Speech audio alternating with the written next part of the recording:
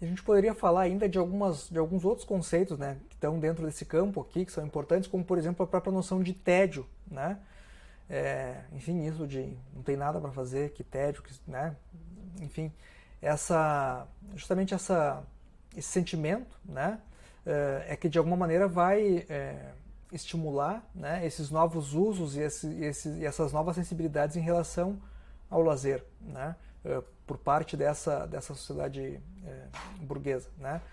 Por um outro lado, alguns outros conceitos são importantes também, a ideia de recreação, né, que vem do latim recreare, que às vezes a gente associa muito essa questão da recreação infantil, enfim, né, mas que de alguma maneira ela está vinculada a essa ideia de recriação, né, do sujeito.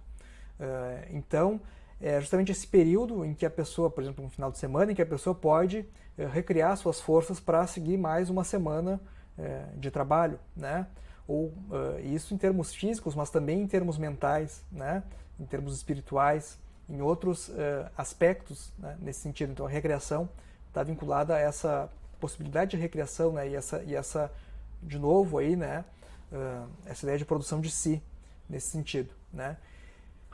O que vai ser diferente, né, de um outro conceito que também a gente vai visualizar ao longo desse período aqui, né, da disciplina, que é o de animação, que é muito utilizado em relação ao turismo, com relação a alguns espaços, né, a ideia de animação turística dos espaços, que é justamente o que, né, e a animação vem também do latim, né, de anima, de dar alma a alguma coisa, né, é um pouco essa ideia de eu ter um projeto de atividades, né, de alguma maneira, assim como o entretenimento, né, enquadrar e dar um direcionamento de uso do que as pessoas podem fazer com o seu tempo, né, ou naquele próprio espaço, né. Então está muito vinculado também, se a gente for ver assim, né, a uma ideia de sujeição própria, né, porque por um lado a gente pode ver algumas relações de dominação aqui também, né, em andar de montanha-russa, jogar futebol ou tocar violoncelo nesse sentido, né,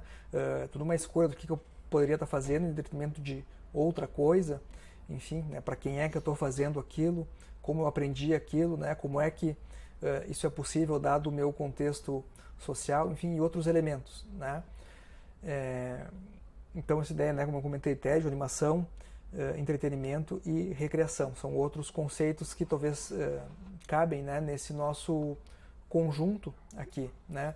E por um outro lado, é aquilo que eu comentei, né, o quanto isso é difícil de se definir a partir de alguma maneira fechado da fronteira, né, mas é muito mais para a gente, de alguma maneira, utilizar essas ideias para pensar a respeito do que são as práticas turísticas e do que são as práticas do lazer, né, que o pessoal, tem alguns autores que falam que não é do tempo livre, mas é do tempo disponível, né, que as pessoas têm.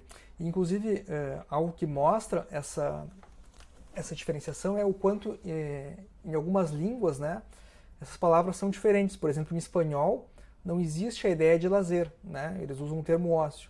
E em inglês é o contrário, né, eles não usam ócio, eles usam lazer, para indicar isso que a gente está denominando aqui de ócio, né.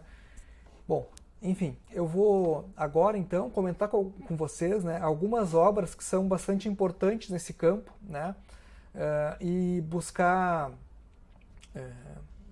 situar um pouco, né, de como é que o lazer é constituído enquanto um campo de estudos, tá certo?